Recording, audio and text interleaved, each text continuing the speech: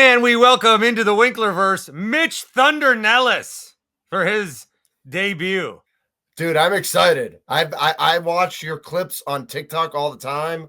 Obviously, we've known each other for a while. I'm excited to be here. I'm excited to be in the Winklerverse. Well, I had tweeted, and that's very nice. I'll use that for a promo if we did promos around here. I tweeted. I have a lot of burned bridges I'm trying to rebuild. Yeah. But you're not one, are you? No, definitely not. Never. I'm a firm believer in like all of us who love talking about sports for a living, like should literally just all get into a room once a month and just like hang out, because 98% of us like each other and the other 2% like wouldn't show up anyway. So like we should all be on the same team, like whoever you work for or whatever your title company is. Like we should all be on the same team. Like we should all be on each other's shows. We should all be collaborating, not compete. Let the salespeople compete or whatever they do. We should all just be collaborating and having a good time. Somebody had asked me, why doesn't anyone in like radio get along from different stations? And I was like, I don't know. It's just like, I don't know. I didn't have a good enough answer that I could explain it. I guess there's no good reason for it. There isn't. And I think for the most part, people do. Like going to the Brewers playoff games. Like I saw a bunch of guys from iHeart where I used to work, and I was like, and again, like 9 out of the 10 of them, I get a big hug from, and the other one I never was friends with anyway. And then, I'm with Odyssey now, but like I was with Good Karma for 10 years. And when I see all those people, like it's all cordial and friendly. And, again, there might be 1 or 2 people that I didn't get along with, but I probably didn't really get along with them when I worked there anyway. And so I don't really want to get along with them. But for the most part, I think we get along. And it's like, it's dumb that like people have that perception or that like the industry tries to pit us against each other. Like I get that ratings matters and revenue matters and all that sort of stuff. But at the end of the day, like we just love sports. Like we're not in politics for a reason. If we wanted to go be Dan O'Donnell, we could go get rich and sell our souls, right? But we don't want to do that. We want to actually talk about sports. And I love Dan. Like Dan's a friend of mine. I just saw Dan at a soccer game. Yeah, and Dan used to be a sports guy. Like Dan, growing up on TMJ, was doing sports with Armin, and like he would fill in on the Mitch Nelles show when I first started there at iHeart. And now it's like now he's big time, and like that's good, like that's great. But like I don't want to talk about politics because I don't want half the people to hate me. Not that I need to be loved, but I like being liked. I don't know if this is out of pocket or not, but when I talked to Dan at a game, and I'm pretty sure we like hugged goodbye. Yeah, I like that. That's what it should. Was it like bro hug? Was it handshake into the hug, or was it full frontal hug? It was more of a familiar, like a family type. Like there's a. I think I don't know. It. No, that's great. Just sort of happened. Yeah, that's Mitch Nelles, Thunder. Of course, he's on not just 1250 AM The Fan, 105.7 FM The Fan, the Wisconsin Sports Radio Network. Yes. Yep. Green Bay, Wausau, and Duluth Superior now. Yeah, I'm big. Good. I'm big in Duluth. They love me, man. Oh yeah. I could tell just looking at you. Come on. You're doing the show with Tommy and Mason. That seems to have been a good little trio for you boys. Yeah, it's a lot of fun. I mean, Tommy is, our rising young talent. He's 25, about to be 26. And he's just like, he's that guy who like works 27 hours a day. Like he says yes to everything. Probably we have to teach him to say no a little bit because we all get burned out at some point at that age. But he's just like crushing it, true Cudahayan. And just like loves everything Wisconsin sports. And Mason's just like one of the good guys, like just a nice guy. 5 kids at home, driving his kids around in their whatever cruiser vehicle they have, and misses being in Green Bay, misses his life there, but is ready for the next chapter. And this is part of it for now. I think that like he should go work for the NCAA at some point and clean it up. He's very into like the business of sports and the craziness of everything going on with the NCAA. And he's super smart, so he'd be really good at it. But for now, we'll take him on the radio because he's a lot of fun to work with. I think that would be for me. like we're talking, and it's hitting the fan with the Packers right now. I know they're It is. Yeah. 5-3-1, but things are not pretty. I would No. think, I've done shows with Leroy and Gary, and these are former Packers, Yep. but Mason still, and even Kuhn, who's at the station now, I feel, and Kuhn does the broadcast for the games. They're still like relatively fresh and like in Yes. it. I would feel like, because all I want to do is crap on LaFleur. I don't like Right. this guy, Right. and I don't know. Is that like something you navigate, or you just let it fly? I think it was a lot harder for Mason last year. We started the show last October, so we've been on for about 13 months now. I think it was really tough for him the first couple months. Like it was still a we. It's not quite as much of a we. It's still a we, but definitely not as strong as it was. Like he'll start a show, like he started yesterday, and it was like you could tell he didn't want to take them to task. But by the second segment, man, he was crapping on everybody just like all of us were. Like he was in on it. And he's just gonna be honest. Like he's But just you gonna don't hold back. You don't feel like you have to hold back or anything. Oh, I don't hold back at all. No, and listen, if I go too far and I go to a place he's not comfortable with, like he'll tell me, and he'll tell me on the air, and he'll be like, Mitch, you can say that, but I'm not gonna say that. And I'm like, that's fine. Like I'm cool with that. But I just like, listen, I'm gonna be me. Like, and I don't know if I agree with you about LaFleur. Like, I don't know if I like LaFleur or Love. Like, I might not like either of them. Like, I think they're both to blame. And I'm just like, man, I don't know who to crap on first. I feel like I know more about playing than coaching. So, like, when I see Love not throw to an open receiver, Yeah. I know I can crap on him, as opposed to, I don't know how to build a whole scheme of an offense. I've never called plays before. If it was baseball or basketball, I know those. I don't know football at all. So I just yell at the air. Well, let me talk about Love first. Let's talk about Love first. Okay. Because I did not like the pick at all when they made it. Okay. I understand, why. Yep. And I do think they moved on at the right time. I had gotten very fatigued with Rodgers, his last season, and then whatever performance that was against the Lions when they had a playoff spot on the line at home. Right. I thought was just awful. So I was ready to move on. I, of course, would have wanted a weapon or something to help try to win now. And what I had said was, for this draft pick to work, the Packers need to win another Super Bowl with Rodgers to prove that they were right to move on, or at least get his replacement. And then Love needs to win one. So I've been hard on Love, and recently, like, I've seen enough games of his where he's good. I'm okay to say he's good. Yes, I will agree with that. He is good.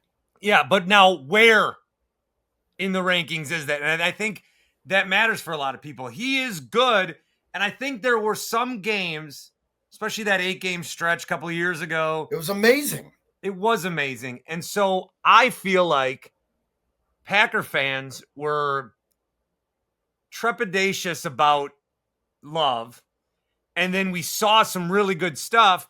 And then instead of being like, all right, we have another quarterback, it worked. Right. We went, oh my God, could we possibly have 3 straight Hall of Famers? So I do think there was a lot there. Like, for Jordan Love to constantly be, he's constantly measured to Rodgers, but then he's also constantly measured because of the contract that he has, which is like, that's just what happens when you have a quarterback. That's what you pay them. So I feel like Jordan Love gets inaccurately compared to things that, like, he's judged in ways he shouldn't be judged. But then again, the game he had on Monday was very bad, even though Jalen Hurts was only maybe 1 or 2 throws better, honestly, in that game. Right.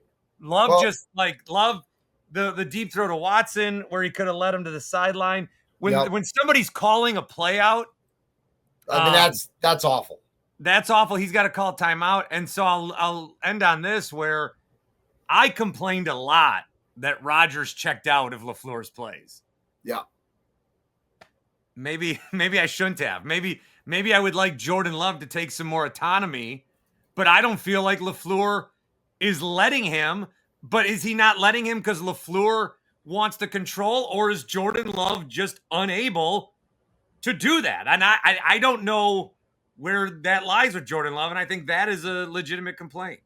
And I don't know if any of us know. I think that's absolutely the prescient question of the moment for the Green Bay Packers. One thing I want to go back on for you is, Brett Favre comes to Green Bay and Sterling Sharp is there. And I know they're not Hall of Famers, but Robert Brooks and Antonio Freeman are there. Then we go to Jordy Nelson and Greg Jennings and Javon Walker and Devontae Adams, of course. Whether it was Favre or Rodgers, they were playing with Pro Bowl wide receivers. Did they make them more Pro Bowl wide receivers? Yeah, maybe they did. Maybe a Robert Brooks wasn't quite Pro Bowl, but he became Pro Bowl because of Favre, or Rodgers made some, however that ended up working. Right. Jordan Love isn't working with any of those guys.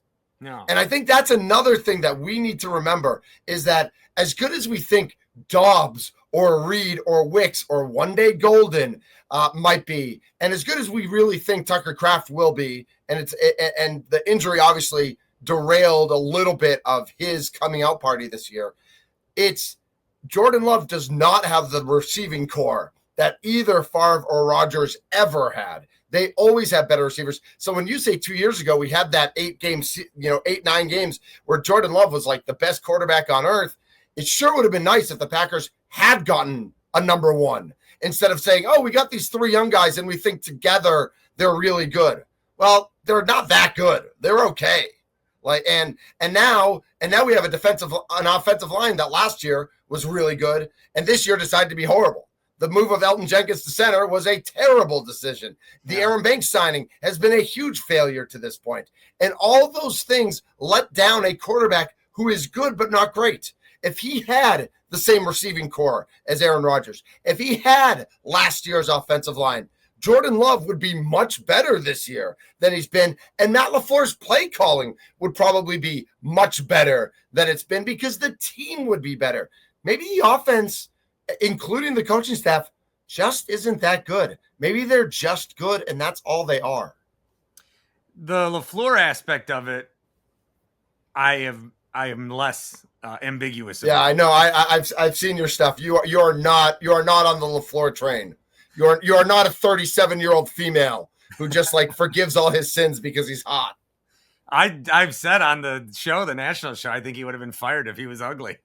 He might, you come here, or if he dressed like a slob, or if he looked like this, if he looked like me. Yeah, I'm right there with you. Like, I ain't losing to the Panthers at home and keeping my job. No, but you're not losing to the Panthers at home. No, you're right, because I played. I'm giving you that. I'm giving you that credit, Bart. You are not losing that game.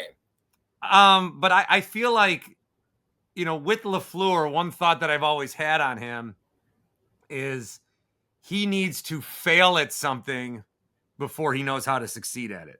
Ooh. So there's always whenever he was in a new situation, whenever he was in a new situation, and this goes back year 1, year 2, year 3, year whatever. Mm-hmm.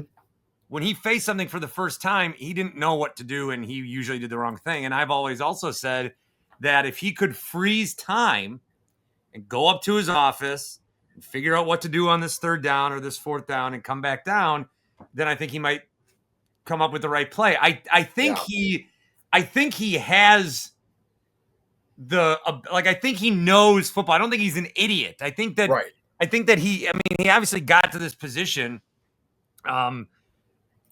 based on something, but he knows ball to an extent. Yeah. But now that he is here with Jordan Love, and again, maybe the Love aspect of it is bigger than I think, but when he's calling these plays where it's run, set up Jordan Love in a 3rd down, I said the other day, Matt LaFleur needs Jordan Love. He's setting himself up where Jordan Love needs to be good for Matt LaFleur's play calling to work, but Matt LaFleur's play calling doesn't work. And so Jordan Love's not good. Like, he's not setting Jordan Love up to succeed. And so is that Jordan Love or is that LaFleur? But then it's every little other thing, and I hate to do this. I didn't have a beer with him this summer. I hate to do this. I don't like the demeanor. I don't like the emotion. I don't like the approach. I don't like the lack of confidence. It's more than just the coaching. I mean, and maybe this is, you can Mason Crosby me and say you don't agree with it, but I don't think I like him as a person. Ooh, okay. Interesting. I don't know, like, having watched him, I don't know Like, if I if this know guy enough. was my boss, I would leave my employment. Right. I think he's just confused. Like, I think he hears from too many sides. I don't know if he's listening to Goody and to policy and to what Jordan Love wants and echoes. I think there's still echoes of Aaron Rodgers in his head. Oh, and there might be some backwards, but there also he might be thinking of, I could be a lame duck coach. Like, we're now just saying, oh, the seat is hot. But he came into the season knowing he didn't get an extension, knowing there's pressure on him. And so if he's looking that way and he's playing not to lose against Dallas, or if he's playing like, I don't want to make a big mistake, or I don't want to set Jordan Love up to make a big mistake. Right. Maybe he's that happens sometimes where he's not playing to win, he's playing not to lose. And when that happens, you're going to lose more than you're going to win. Yeah. Although they're 5-3-1, I get it. Yes, but it's not. It's not a 5-3-1 that feels good. It's not a 5-3-1 that makes any logical sense based on giving up 13 points a game in their losses and scoring 20 and scoring 10 and scoring 28 points in their wins. I mean, the other thing I worry about with him is his first 3 years, he had a 795 winning percentage. He won 80% of his games with Aaron Rodgers. Then they go 8-9 and have that miserable season in 2022. Since those first 3 seasons, he's 33, 26, and 1, a 558 winning percentage, which is pretty pedestrian. Like, if you're supposed to be the Green Bay Packers, and we're not, we're not the insert bad team. We're, obviously the Browns, but we're not the Bears. We're not a bad team. You can't say the Browns anymore. I know. 558 doesn't get you into the playoffs. So he's, and I know he's made the playoffs in those 3 years, almost by default, or 2 of the 3. And I'm just like, I don't know. Again, I think he's a good coach. I don't think he's a bad coach. I do have one theory to throw by you, though, because I know a lot of people are ripping on him for, like, when he took the card and he went to the Gatorade rack and he's like scratching off lottery tickets. So what I think he's doing is I think he doesn't trust Jordan Love. And I think he was crossing off all the plays that he knew he couldn't call because he didn't trust Jordan Love to make the right decision on those plays. So he was just going to call the plays that he trusted Jordan Love because he doesn't think Jordan Love is either smart or that Jordan Love can read the field. And then I don't know if Jordan Love trusts Matt LaFleur to make the right play call. Like, I think that this might devolve. I don't think LaFleur is going to lose the locker room like people are talking about, but I think he and Love are in a really dangerous place right now. What if they lose to the Giants? I mean, listen, it became more realistic with Jameis Winston being announced the starter, right? Like, I'd take him over Russell Wilson any day. If they lose to the Giants, it just gets louder. You got to fire him. You got to fire him. I think so, but we're in Wisconsin. We're in Midwest nice. Like, McCarthy's the only coach in the history of the franchise that's been fired mid-season. And I don't know that they're going to look. I don't know that policy who I think instead of McCarthy, I think policy is more likely to make a change. I think he's still going to look at it like, you know what? We're not winning anything this year anyway. Why don't we just spend the rest of the season figuring this out? I'm going to figure it out. And then at the end of the year, I'm going to let LaFleur go anyway. So why make a mess in the middle of the season? Because we're not winning anything this year anyway. We're a year away. Can I tell you something about Midwest nice? You may. I'm glad that we're nice.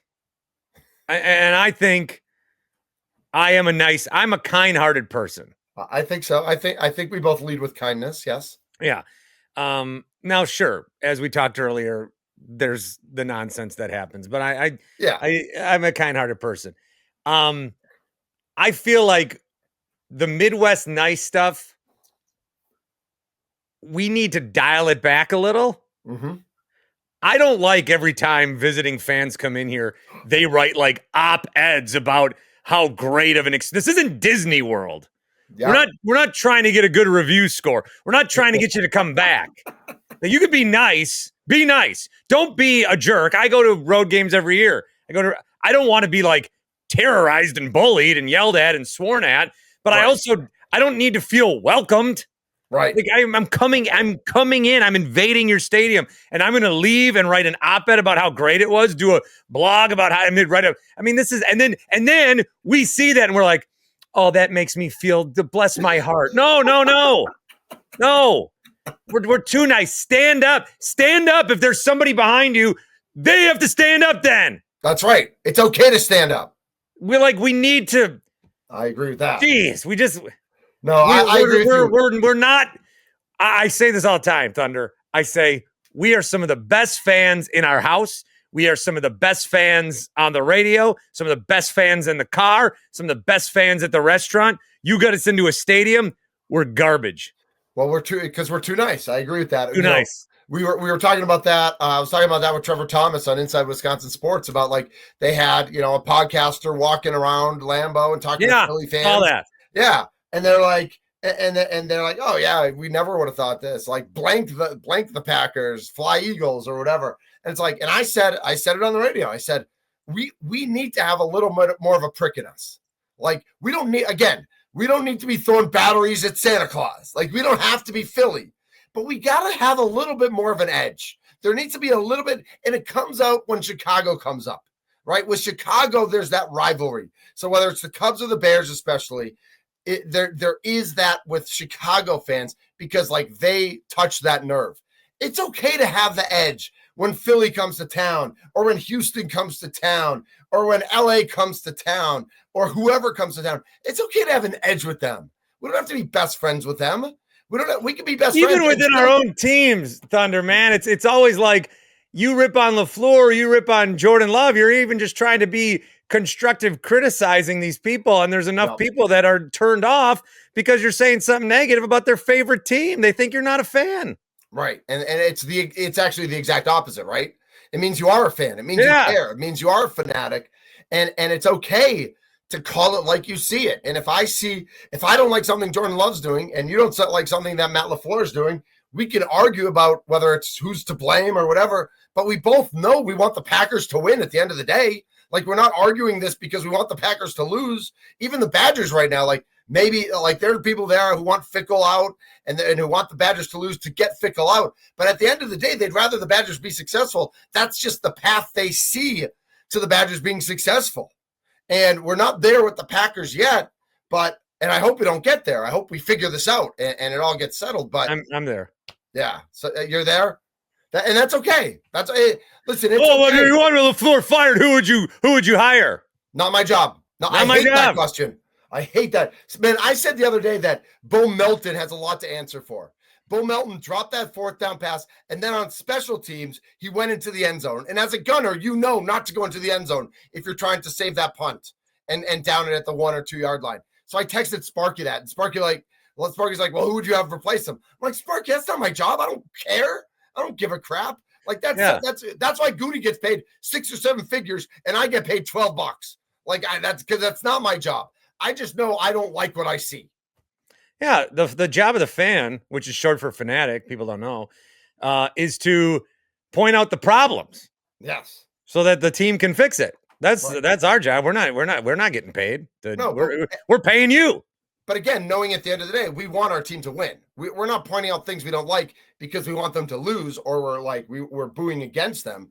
If we boo the Packers, it's because we don't like the effort or the play call because we want them to win. We don't want them to lose. Mitch Thunder Nelles, would you like to come back on sometime? Oh my gosh, are you kidding me? Into the Winklerverse? I would be honored. I would be privileged. It would warm my soul. Mm-hmm. Well, come on and talk Bucks once we want Doc Rivers fired in a couple of months. I mean, I never wanted Doc Rivers here. I know they're doing better this year, but and I, you know me, I'm born and raised in Boston, so I love that Doc won a championship 17 years ago. But Doc's not my guy. Mitch, appreciate your time. Thanks for stopping into the Winklerverse.